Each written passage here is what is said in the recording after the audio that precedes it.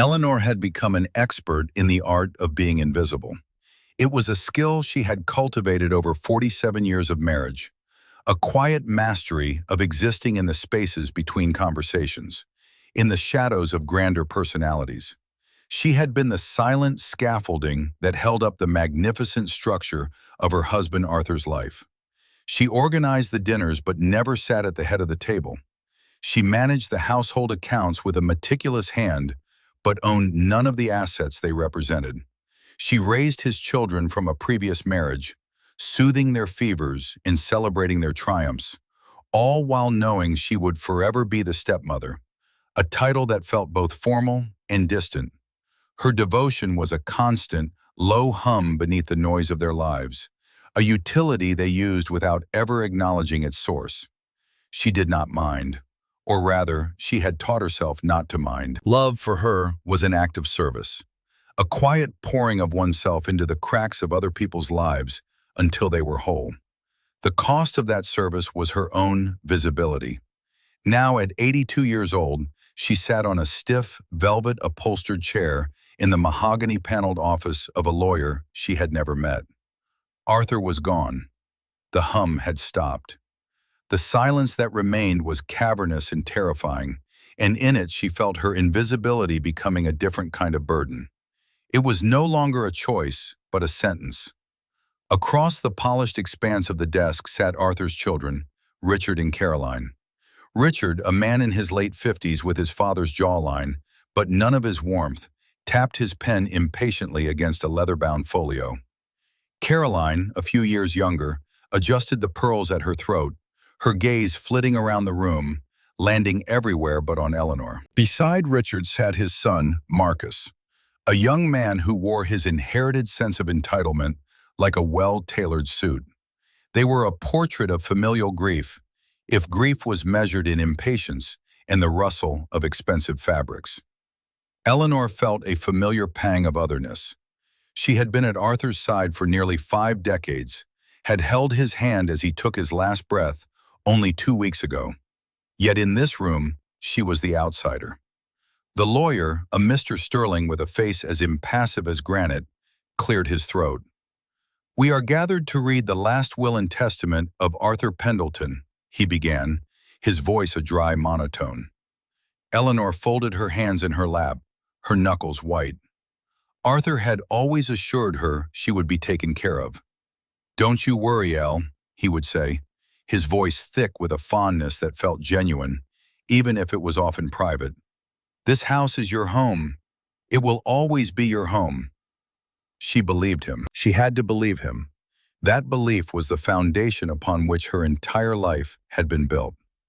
Mr. Sterling began to read. To Richard, the eldest son, went the controlling shares in the family's lucrative manufacturing business, a portfolio of stocks and bonds that Eleanor knew was substantial, and the collection of antique cars Arthur had so lovingly restored. Sections Richard's face remained a mask of practiced indifference, but a smug tightening at the corner of his mouth betrayed him. To Caroline went the portfolio of real estate properties spread across the city, the extensive art collection that adorned every wall of the family home, and a trust fund that would ensure she never had to worry about money again. Caroline offered a delicate, rehearsed sigh, as if burdened by the weight of such generosity. To Marcus, the grandson, went a significant cash bequest and Arthur's prized collection of vintage watches. The young man nodded, a silent acknowledgement that he was receiving his due. Eleanor listened, her heart beginning a slow, heavy drum against her ribs. The lawyer droned on, listing assets and accounts, a river of wealth flowing directly to Arthur's bloodline, bypassing her completely. And then came the house, her home, the place where she had planted roses in the garden, where the scent of her baking still clung to the kitchen walls, where the faint indentation of her body remained on her side of the bed. The primary residence, Mr. Sterling read, at 1420 Willow Creek Lane, along with all its contents not otherwise specified, is to be jointly inherited by my children, Richard and Caroline Pendleton. The words hung in the air, sharp and glittering and cruel.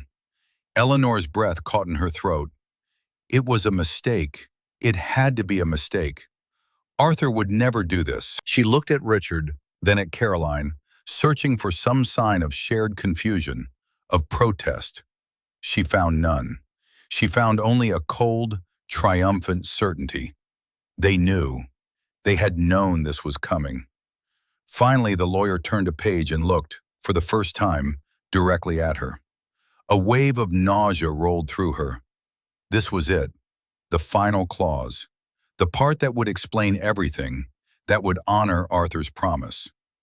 "And to my wife, Eleanor Pendleton," Mr. Sterling read, his voice unchanging, "for her years of companionship, I bequeath the property known as the Port Blossom Lighthouse, located in the unincorporated township of Port Blossom, along with any and all structures and contents therein." A beat of silence. Then a sound broke the stillness. It was a snort of derisive laughter from Marcus, quickly stifled by a sharp glance from his father.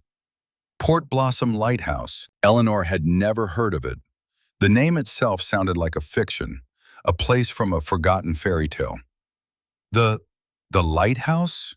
she whispered, the words feeling foreign and brittle on her tongue. Richard leaned forward, his expression a careful performance of magnanimity. "Father bought it decades ago, I believe," he said smoothly.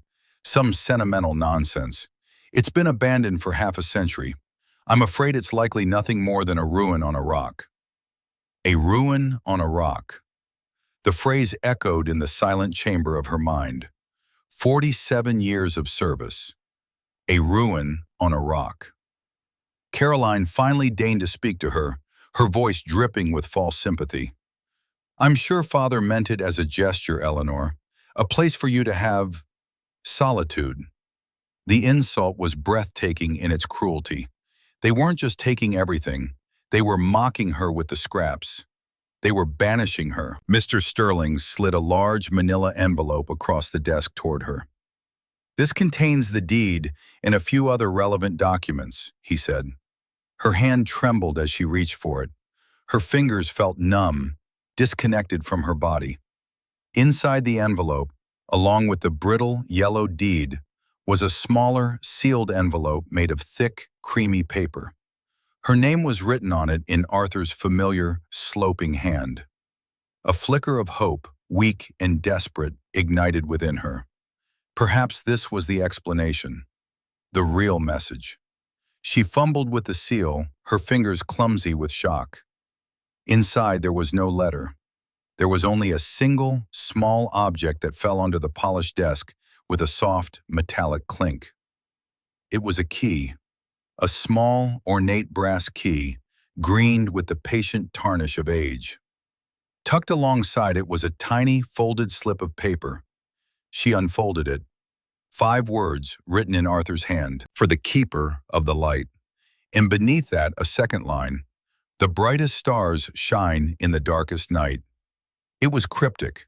It was meaningless. It was an epitaph for a life of wasted devotion. The meeting was over. Richard stood, straightening his tie.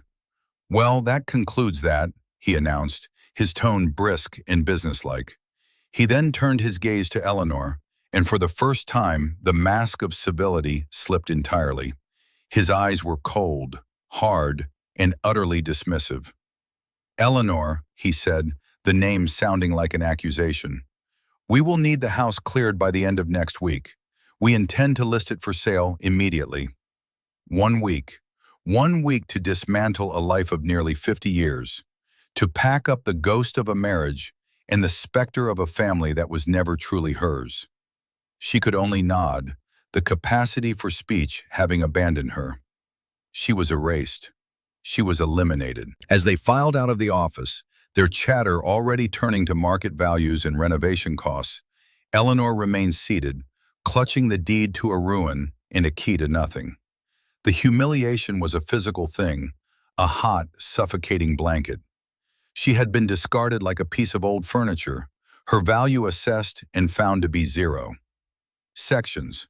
The home she had cherished was now just a property to be liquidated. Sections. The life she had built was a footnote in someone else's story of inheritance. She had given everything, and in return she had been given a pile of rocks by the sea, a place she had never seen, a final, cruel joke from a man she thought she knew, orchestrated by children she had tried to love. The weight of the small brass key in her palm felt impossibly heavy, like the anchor to a future she could not possibly bear to face. The darkest night had fallen, and there were no stars in sight. The week that followed was a blur of quiet degradation. Richard and Caroline did not offer to help. They supervised. They walked through the rooms of the house with appraisers, discussing the value of the Persian rugs Eleanor had carefully maintained, the price the crystal chandelier in the dining room might fetch. They spoke about her and around her as if she were a ghost already haunting the premises. "We'll have to have all this old stuff hauled away," Caroline said, waving a dismissive hand at the worn armchair where Eleanor had spent countless evenings reading. "The garden is a mess. All these fussy roses will have to go," Richard commented, looking out the window at the blooms Eleanor had nurtured from cuttings. Eleanor packed her life into 3 cardboard boxes. She took her clothes, a few cherished books, and the small collection of photographs that documented a life they were so eager to erase. There was one of her and Arthur on their wedding day, him looking handsome and a little nervous, her looking impossibly young and full of a hope that now seemed painfully naive. There were photos of the children, Richard and Caroline, on birthdays and holidays, their smiles tight and forced even then. She packed the small box containing Arthur's cryptic bequest, the deed, the key, and the note. On the final day, a moving truck arrived, not for her, but for the fine art and antiques. Richard stood in the grand foyer, directing the movers with an air of supreme authority. He saw Eleanor standing by the door with her 3 small boxes, and the handbag that contained all the money she had to her name, a few $1,000s from a personal savings account she had painstakingly filled over decades with what little household money she could squirrel away. He did not offer her a ride.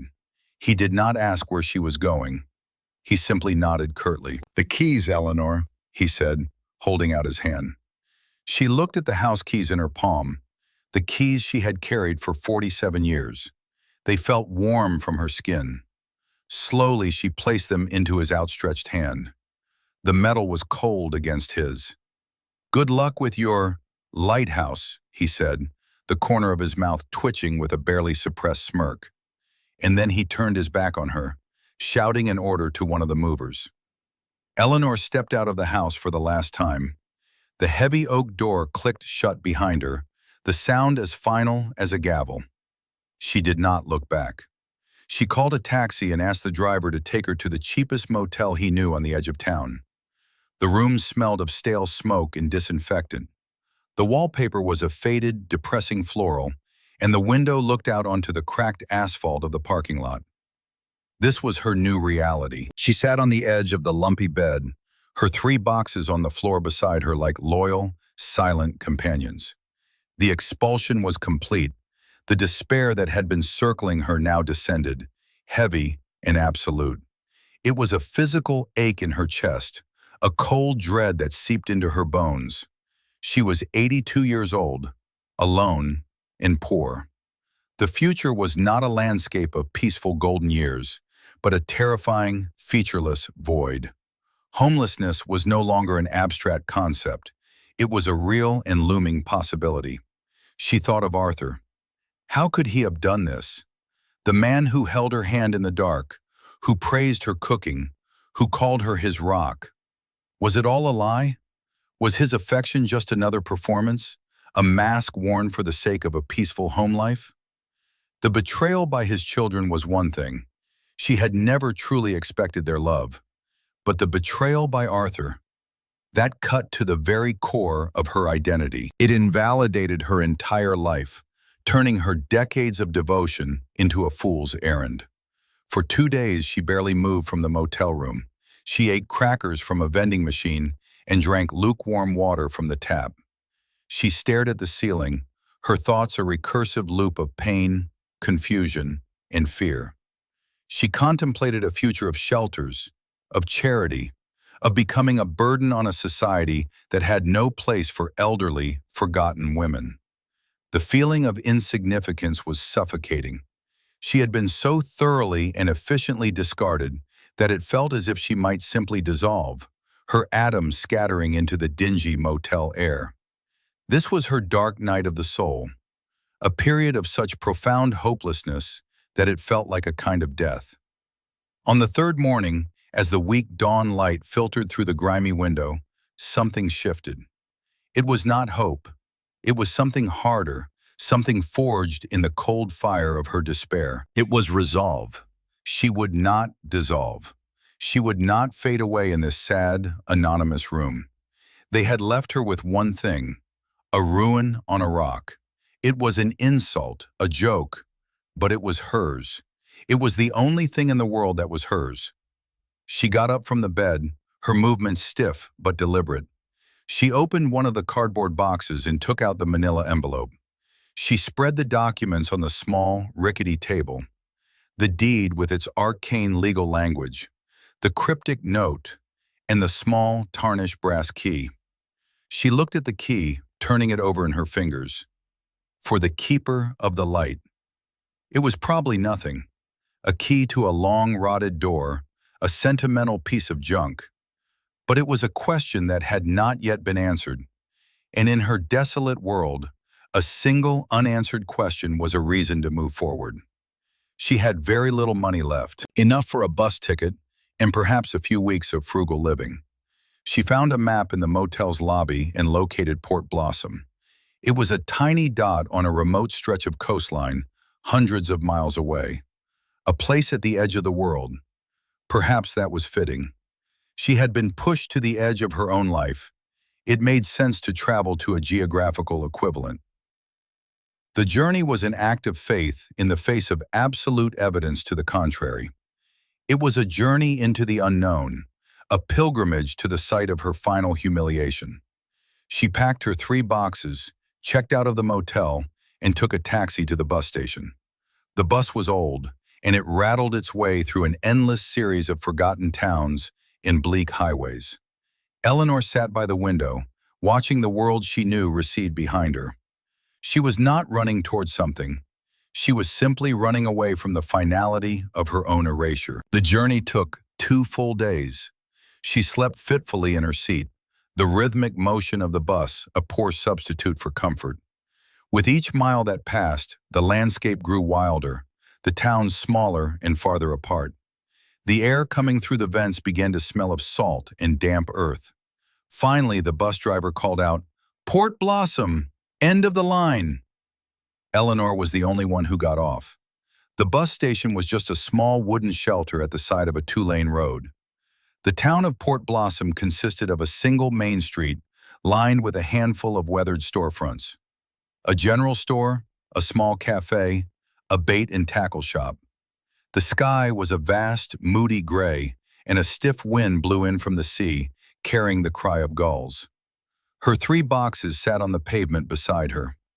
The bus pulled away, its diesel fumes dissipating in the salty air, leaving her in a profound and intimidating silence. She was truly alone. She asked a woman passing by for directions to the lighthouse.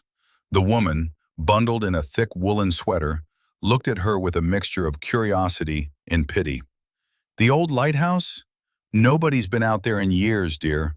It's a good 2-mile walk, out on the point, and the path's not been kept." Eleanor thanked her and started walking. She couldn't carry her boxes, so she tucked them behind the bus shelter, hoping they would be there when, or if, she returned. The road out of town quickly turned into a gravel track that wound its way along the cliffs. The sea churned below, a restless expanse of gray-green water capped with white. The wind was relentless, whipping at her coat and hair, trying to push her back. After what felt like an eternity, she saw it.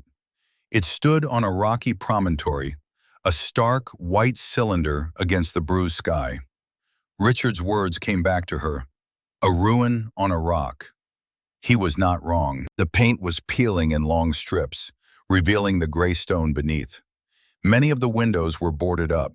The iron railing around the lantern gallery was rusted and broken in places.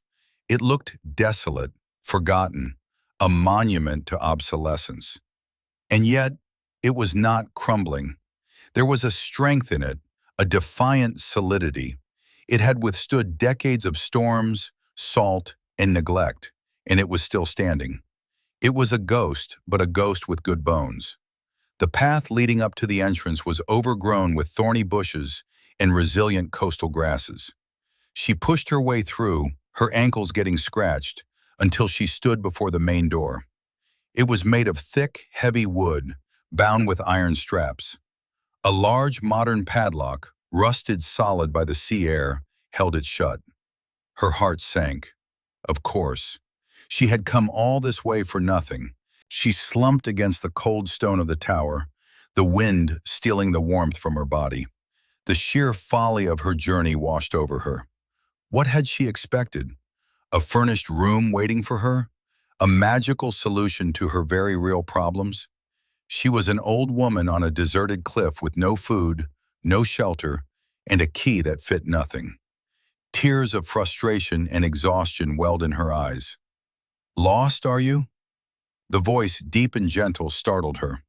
She turned to see a man standing a few feet away. He was older, perhaps in his late 60s, with a kind, weathered face and eyes the color of the sea on a calm day. He carried a fishing rod and a small bucket. I suppose I am," Eleanor admitted, her voice hoarse. "This old light hasn't welcomed visitors in a long time," he said, his gaze taking in her city coat and tired expression. "I'm Samuel. I run the general store back in town." "Eleanor," she replied, offering a weak smile. "Eleanor Pendleton." Samuel's eyebrows rose in recognition. "Pendleton? You must be related to Arthur Pendleton. His family owned this place way back." "He was my husband," she said quietly. Samuel's expression softened with understanding. "I'm sorry for your loss. Arthur's father used to come here every summer when he was a boy. Haven't seen a Pendleton in these parts for 50 years. He looked at the locked door, then back at her. "It seems you've inherited a bit of a fixer-upper." His kindness was so unexpected, so disarming, that it broke through the wall of her composure. The story tumbled out of her, not the whole story of the will and the betrayal, but the essential, humiliating facts. That this was all she had left, and she couldn't even get inside. Samuel listened patiently, his expression growing more concerned. When she was finished, he nodded slowly. "That padlock is new, or new in the last 20 years, put on by the county to keep vandals out. The original lock is likely still underneath." He gestured toward the base of the tower. "Come on, let's get you back to town. You look like you could use a warm meal and a cup of tea. We'll worry about the lock tomorrow." He helped her back along the path, his presence a steadying force against the wind. He drove her back to the bus shelter, where her boxes were, thankfully, untouched. He insisted she stay in the small, clean apartment above his store, refusing any payment. "We look after our own here in Port Blossom," he said simply. "And if you're the keeper of this lighthouse now, you're one of us." That night, in a warm bed, with the sound of the sea in the distance, Eleanor felt the first tentative glimmer of something she hadn't felt in a long time. It wasn't hope, not yet. It was community. The next morning, Samuel returned to the lighthouse with a heavy-duty bolt cutter. With a single, satisfying snap, the rusted padlock fell away. Beneath it, just as he had predicted, was an older, more ornate keyhole set in a heavy iron plate. Eleanor's heart hammered against her ribs. She reached into her pocket and pulled out the small, tarnished brass key. With a trembling hand, she slid it into the lock. It was a perfect fit. She turned the key. There was a deep, groaning click of ancient tumblers shifting into place. She pushed, and the heavy door swung inward, opening into darkness and the smell of dust, salt, and time. She had found the first glimmer, a small clue that hinted at a reality different from the one she had been forced to accept. Stepping inside the lighthouse was like stepping into a time capsule. A spiral staircase, its iron treads filmed with dust, wound its way up into the gloom. Sunlight, thick with dancing motes, lands through the few unboarded windows, illuminating a space that was abandoned but not destroyed. The ground floor was a single, circular room. Old canvas tarps covered what looked like furniture. Eleanor pulled one back, revealing a sturdy wooden table and two chairs, their surfaces gray with dust but otherwise intact. Samuel had given her a powerful lantern, and its beam cut through the shadows. "Seems sturdy enough," he commented, stamping a foot on the stone floor. They built things to last back then. Eleanor felt a strange sense of ownership, of belonging. This forgotten place was hers. Its silence, its dust, its history, it all belonged to her. For the next few hours they explored. The lighthouse was comprised of several levels. A small kitchen with a rusted iron stove and a hand-pump sink. A bedroom with a simple iron bed frame and a mattress that had long ago surrendered to damp and mice. Higher up, a watchroom with windows looking out in all directions, offering a breathtaking panoramic view of the sea and the rugged coastline. And at the very top, the lantern room. It was a cage of glass and iron, housing the immense, multifaceted Fresnel lens. It was dusty and dormant, but the lens itself was a thing of magnificent beauty, a honeycomb of crystal designed to capture and project a single beam of light for miles.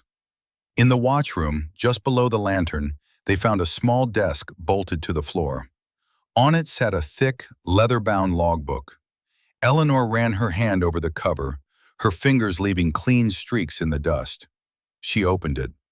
The entries were written in a neat, looping script, chronicling the daily life of the last lighthouse keeper, dated over 60 years prior. Weather observations, ship sightings, maintenance notes. She sat in the old keeper's chair, the lantern casting a warm glow on the page, and began to read, losing herself in the quiet, methodical rhythm of a long-vanished life. Samuel, seeing she was absorbed, left her with a thermos of hot tea and a promise to return with supplies later. As she sat there, the words of Arthur's note echoed in her mind. "For the keeper of the light. The brightest stars shine in the darkest night." The keeper of the light. Was it a literal title? A reference to this logbook? This history? Her gaze drifted from the book to the magnificent lens in the room above her. The light. Her eyes scanned the watchroom, the beam of her lantern tracing the curved walls. It was a simple, functional space. Desk, chair, a few empty shelves. In the center of the room was the massive metal pedestal that supported the lantern assembly, rising up through the floor and continuing through the ceiling. It was a solid column of riveted iron, painted a dull gray. Something about Arthur's note, "The brightest stars shine in the darkest night," felt poetic, metaphorical. It wasn't just about the lighthouse beam. Stars. She stood up and walked around the pedestal, running her hand along its cold, dusty surface. It seemed utterly solid, a piece of industrial engineering. But as her fingers traced the base, where it met the stone floor, she felt it. A tiny, almost imperceptible irregularity in the metal. She knelt, aiming the lantern beam directly at the spot. There, nearly hidden under a lip of the iron base, was a small, star-shaped carving, no bigger than her thumbnail. And in the center of the star was a keyhole. It was so small, so cleverly concealed, that no one would ever find it by accident. It was a lock waiting for a specific key, for a person who was looking for a star in the dark. Her breath hitched. With a hand that shook so much she could barely control it, she pulled the old brass key from her pocket. The key from Arthur. She lined it up with the tiny, hidden keyhole. It slid in with a smooth, satisfying precision. She took a deep breath and turned it. For a moment, nothing happened. Her heart plummeted. And then, with a low, deep groan of perfectly balanced counterweights and well-oiled gears that had waited decades to move, a section of the thick, curved wall beside her swung silently inward. It wasn't a door, it was a seamless piece of the lighthouse wall itself, revealing not the sea outside, but a dark, descending passageway. A hidden spiral staircase, carved from the very stone of the promontory. This was it, the discovery, the true secret of the ruin on the rock. The air that wafted up from the opening was cool, dry, and clean, with no trace of the must and damp that permeated the rest of the lighthouse. At the top of the stairs, a modern light switch was set into the stone. Hesitantly, she flicked it. Soft, warm light immediately flooded the staircase below, revealing steps made of polished, dark wood, not rough-hewn stone. Her fear warred with an overwhelming sense of wonder. This was not an ancient passage. This was something new, something deliberate, something hidden with incredible care. Clutching the iron handrail, she began to descend. The staircase spiraled down, deep into the rock foundation beneath the lighthouse. With each step, the sound of the wind and the sea faded, replaced by a profound and peaceful silence. At the bottom, the staircase opened into a large, circular chamber that mirrored the shape of the lighthouse above. Eleanor stopped, her hand flying to her mouth in a silent gasp. This was the revelation. This was the full, unbelievable truth. She was standing in a hidden sanctuary. The room was a library, a study, a comfortable and elegant living space that defied its subterranean location. The walls were lined with floor-to-ceiling bookshelves, crafted from the same dark, polished wood as the stairs, filled with thousands of books. A plush, deep blue carpet covered the floor. In the center of the room were two comfortable leather armchairs and a low coffee table. A beautiful, antique writing desk stood against one curved wall, a familiar silver pen set neatly on its blotter. The air was perfectly climate-controlled, and the lighting was soft and indirect, emanating from hidden fixtures in the ceiling. It was Arthur's sanctuary. She recognized his favorite books. The first editions he had claimed were lost in a fire years ago. She saw the small, precious family heirlooms, his grandfather's pocket watch, his mother's silver locket, that Caroline had lamented were stolen and had accused the housekeeping staff of taking. He had been spiriting his real treasures away, piece by piece, to this hidden vault beneath the sea. On the writing desk, propped up against a lamp, was a single, thick envelope, the same creamy paper as the one that had held the key. Her name was written on it in his unmistakable script. "My dearest Eleanor." Her hands trembled as she sat in the desk chair, his chair, and opened the letter. The ink was dark and clear on the page. "My love," it began. "If you are reading this, then I am gone, and my greatest fear has come to pass. And you, my clever, patient Eleanor, have solved my final puzzle." Tears streamed down her face as she read the words he had never been able to say in life. He wrote of his weakness, his conflict avoidance, his inability to stand up to the voracious greed of his own children. He had seen their true natures for years, had seen how they dismissed her, how they coveted his wealth with a chilling sense of entitlement. "I knew they would try to take everything," he wrote. "I knew they would cast you out without a second thought.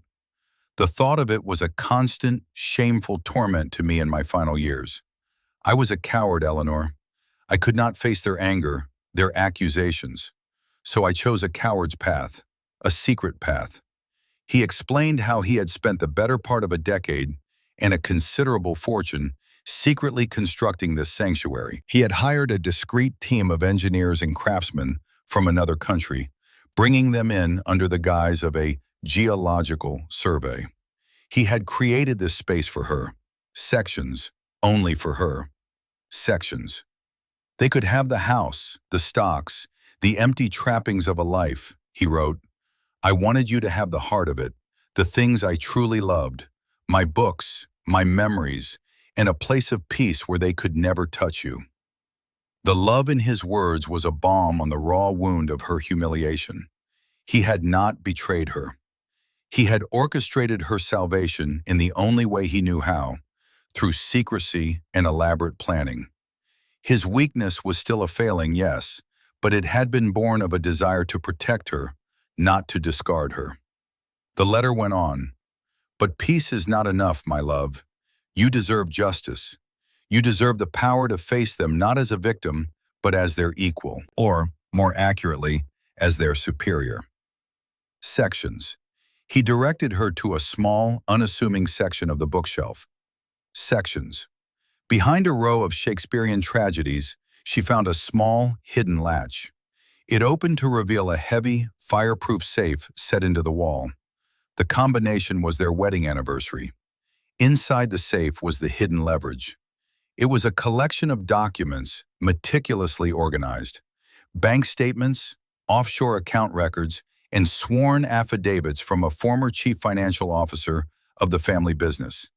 It was irrefutable proof that Richard and Caroline had been embezzling millions of dollars from the company for over 15 years, bleeding it dry while their father's health declined. They had committed serious, imprisonable fraud. But that was not all.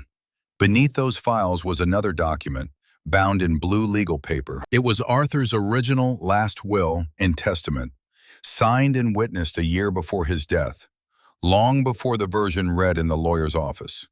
In this will, the bulk of his estate, the house, the business, the investments, was not left to his children.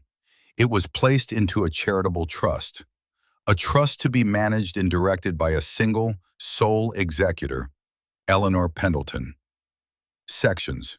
The children were left only modest, conditional allowances, enough to live on, but not enough to sustain their lavish lifestyles.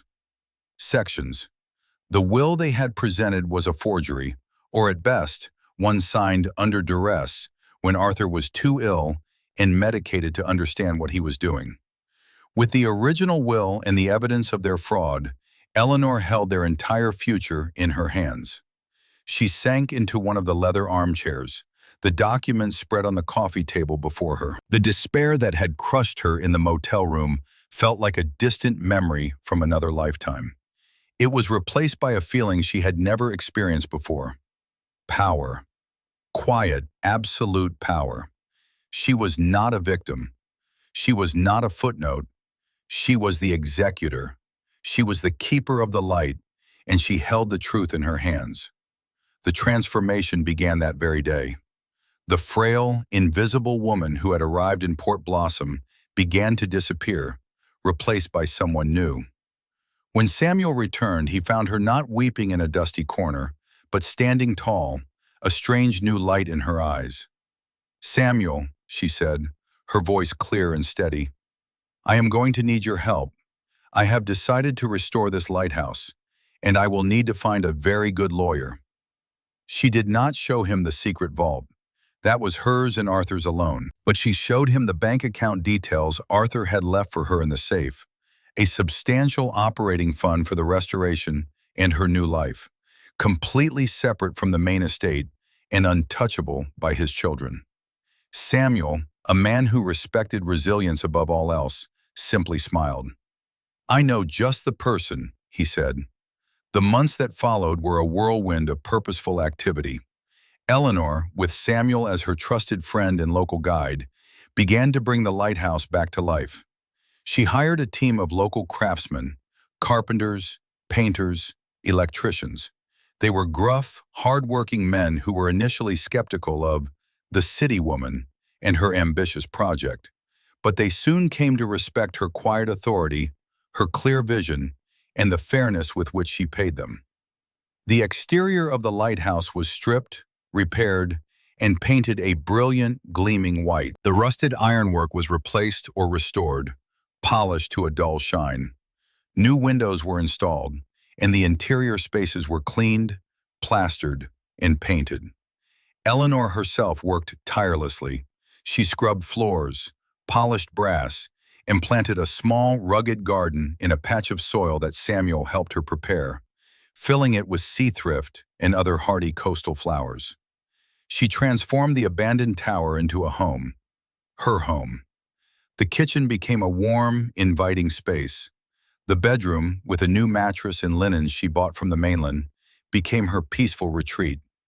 The watchroom, with its stunning views, became her favorite place to sit, to read, to think. She was no longer invisible. In Port Blossom, she was a presence. The townsfolk, initially wary, began to greet her on her trips to the general store. They saw the light in the tower, which Samuel and an electrician had helped her reactivate with a modern, low-wattage bulb, a symbolic beacon rather than a navigational one. They saw a woman who had taken a ruin and was turning it into a landmark. Her physical appearance changed as well. The sea air and the physical work brought a healthy color to her cheeks. She stood taller, her posture no longer hunched with the weight of unspoken burdens. She had been a ghost in a mansion. Now she was the queen of a stone tower. Meanwhile, the lawyer Samuel had recommended, a sharp, no-nonsense woman from a nearby city, was preparing the ground for the final act. She authenticated Arthur's original will. She verified the evidence of fraud, confirming that it was more than enough for criminal charges and a civil suit that would strip Richard and Caroline of every penny they had stolen and inherited. Eleanor instructed the lawyer to wait. The confrontation, she decided, would be on her terms, in her territory. The antagonist's return came, as she knew it would, nearly 6 months after she had left. Sections. In the intervening time, Richard and Caroline had been enjoying their inheritance, though with a growing sense of unease. The family company's accounts were much leaner than they had anticipated, a direct result of their own long-term pilfering. The sale of the house was tangled in legal complexities they hadn't foreseen. And then, a private investigator they had hired out of a vague suspicion reported something strange. The old woman, Eleanor, was not destitute. She was living in the lighthouse, which was undergoing a massive and expensive restoration. Where was the money coming from? Greed and suspicion, their two driving emotions, gnawed at them. Had the old fool stumbled upon some hidden treasure? Was there something about the worthless property they had missed? They had to know. One crisp autumn afternoon, a sleek black luxury car, utterly out of place in the rugged landscape, rolled into Port Blossom. Richard, Caroline, and Marcus got out, their expensive city clothes and arrogant expressions drawing curious stares from the locals. They drove out to the point, expecting to find Eleanor living in squalor, ready to be bullied into signing away the deed for a pittance.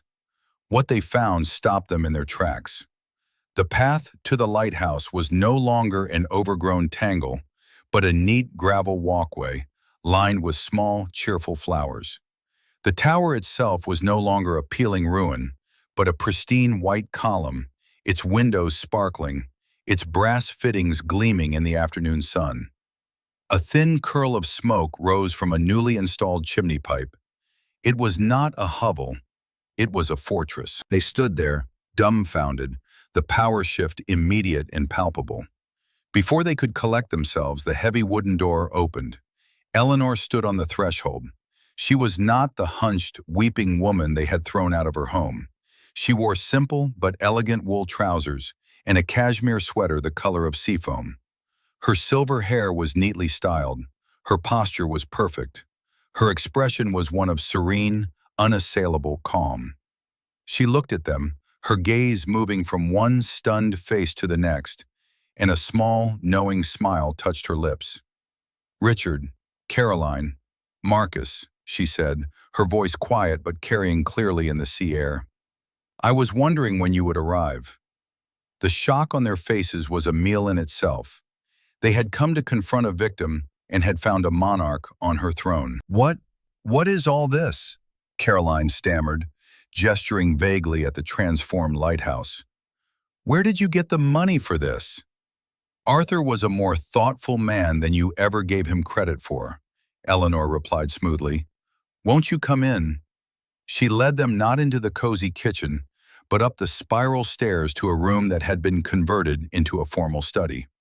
It was one of the upper levels, furnished with a simple but elegant desk and several chairs, the windows offering a commanding view of their expensive car parked far below. She invited them to sit, then took her place behind the desk. The final checkmate had begun. Richard, recovering his bluster, leaned forward. All right, Eleanor, what's the game? Did you find something here? Because whatever it is, legally, it belongs to the estate. It belongs to us. Eleanor looked at him, her calm, utterly unshaken. You came for the last of my inheritance, she said, her voice measured and powerful. But it seems you misunderstood what Arthur left me. He didn't leave me a ruin. He left me the truth. Sections from a drawer in the desk, she produced 3 folders. Sections. She slid one across the desk to Richard and Caroline. Sections. This, she said, is a summary of the financial crimes you have been committing against your father's company for the past 15 years. The originals are, of course, in a very safe place. Sections. Richard opened the folder. Sections. His face, already pale, turned the color of ash. Sections. Caroline peered over his shoulder, her hand flying to her pearls, her breath coming in ragged gasps. Marcus, looking from his father to his aunt, began to look genuinely afraid. This is absurd, Richard spat, trying to regain control. This is slander, forgery. Eleanor ignored him and slid the second folder across the desk. And this, she said, her voice dropping to a near whisper, is a certified copy of your father's actual last will and testament, the one he signed before you coerced him into signing another when he was no longer of sound mind. They stared at the document, at the clause that established the charitable trust, at the name of the sole executor, Eleanor Pendleton. The room was silent save for the distant cry of a gull and the sound of their world collapsing. You can't prove any of this, Caroline whispered, her voice trembling. It's our word against yours. You're just a bitter old woman. Eleanor leaned back in her chair, the picture of dignity and power. Am I? She asked softly. My lawyer seems to think otherwise. She is quite confident that the district attorney would be very interested in the contents of these folders. Prison, I'm told, is very unpleasant, and the public humiliation, well, I can only imagine. They were trapped, completely and utterly trapped. Ruin and prison on one side, or surrender on the other. Finally, Eleanor slid the third folder across the desk. It contained a set of legal documents prepared by her lawyer. This is my offer, she said, her voice leaving no room for negotiation. You will sign these papers. They transfer all assets you inherited under the fraudulent will, the house, the stocks, the cash, into the trust as stipulated by Arthur's true will.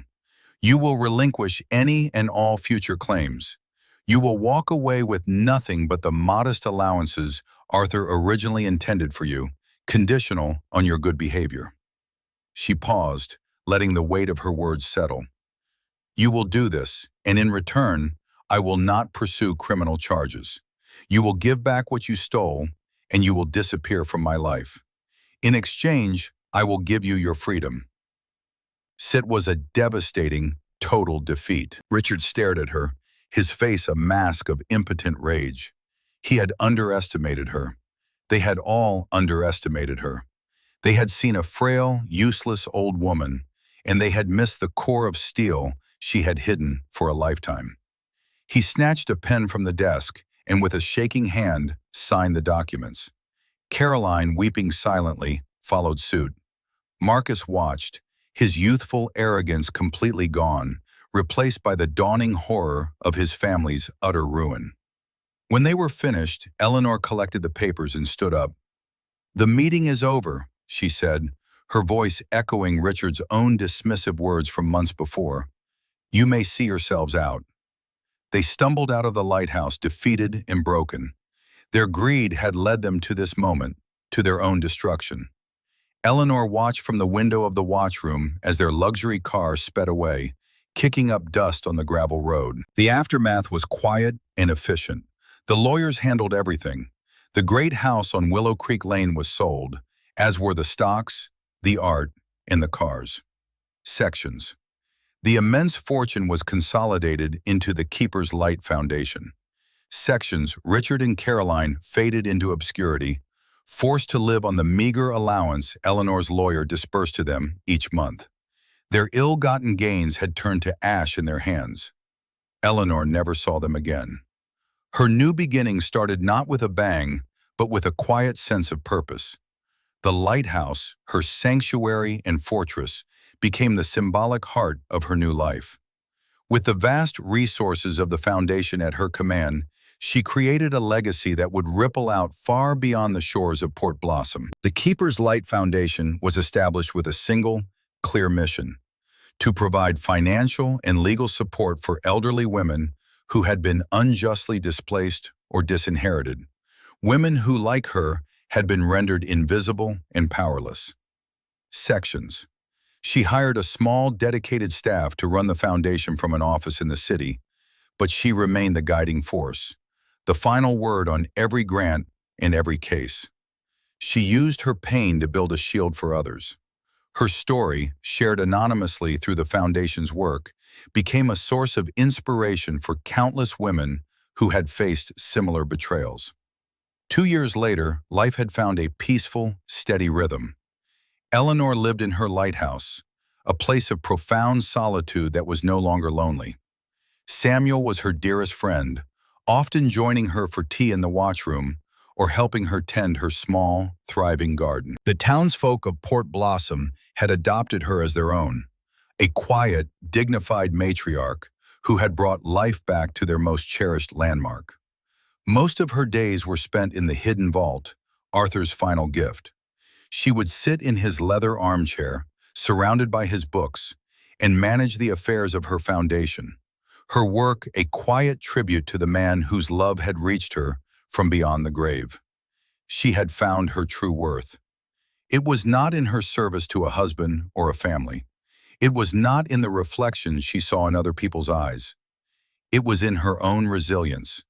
It was in the purpose she had forged from the fires of betrayal. It was in the quiet dignity of her own self-made life. One evening she stood in the lantern room, looking out as the sun sank below the horizon, painting the sky in hues of orange and violet. The small, symbolic light in the great lens flickered on, casting a gentle glow over the darkening sea. The lighthouse, once an insult, a symbol of her isolation, was now a beacon. And she, Eleanor Pendleton, was its keeper. She was no longer invisible. She was the light.